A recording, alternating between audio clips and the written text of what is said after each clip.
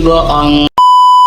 Aku hanya memikirkan satu peraturan penting. Kenapa kau lakukan hari ini kalau kau bisa melakukannya besok? Hahaha. Few moments later.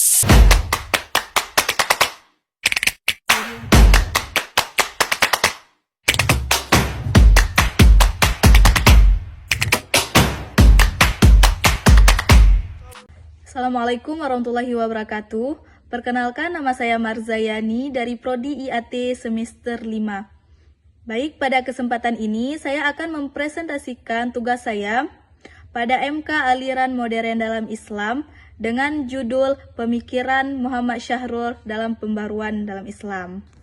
Adapun biografi Muhammad Syahrur. Nama lengkapnya adalah Muhammad Syahrur bin Dayyib. Lahir pada 11 April 1938 di Damaskus, Suriah. Pendidikannya yaitu teknik sipil di Moscow Engineering Institute di Uni Soviet.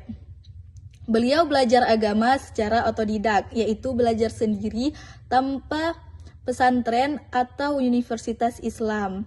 Syahrul bukanlah ulama tradisional seperti Al-Ghazali, tetapi ia adalah insinyur yang menafsirkan Al-Quran dengan logika ilmiah dan rasional. Adapun karya-karya beliau diantaranya yang pertama adalah Al-Kitab wal Quran yang membahas tafsir modern dan teori batas hukum Islam.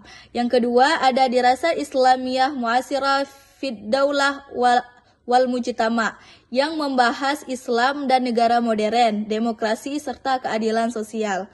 Dan yang ketiga ada Fikih fil Mar'ah yang membahas pembaruan hukum Islam khususnya tentang perempuan, warisan dan busana secara modern.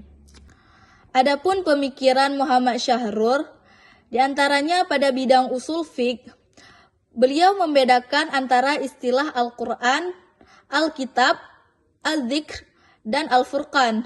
Seperti contoh, menurut Syahrul, Alkitab itu adalah konsep umum, sedangkan Al-Quran adalah bagian dari Alkitab.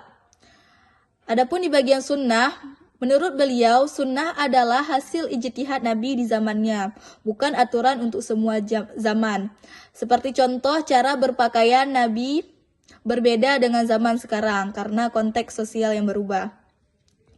Adapun kias menurut Muhammad Syahrul adalah pembuktian ilmiah terhadap hukum, bukan hanya analogi teks. Seperti contoh larangan merokok karena bukti medis, bukan karena ayat yang langsung melarangnya.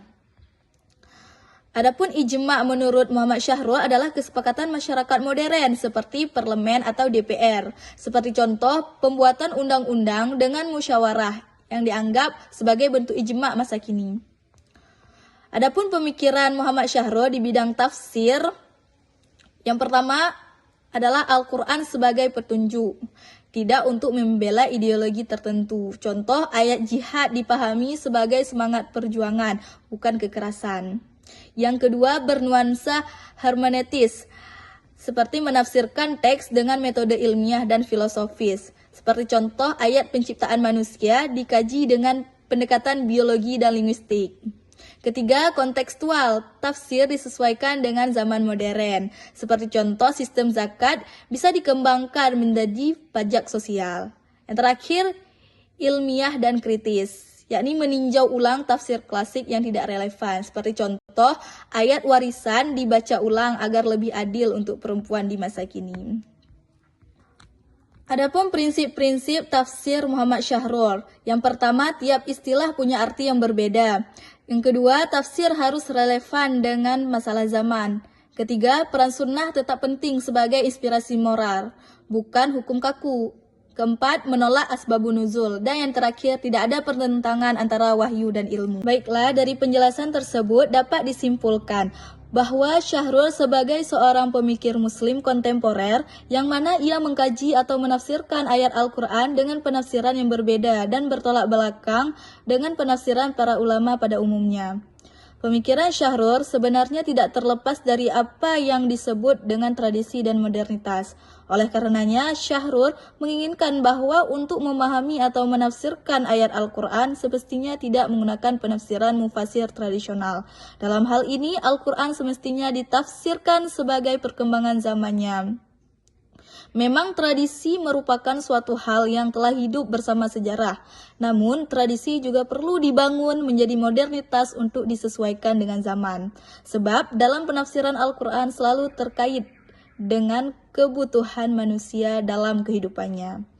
Baik, sekian presentasi dari saya. Mohon maaf apabila ada salah dan kekurangan. Saya akhiri. Wassalamualaikum warahmatullahi wabarakatuh. People say run.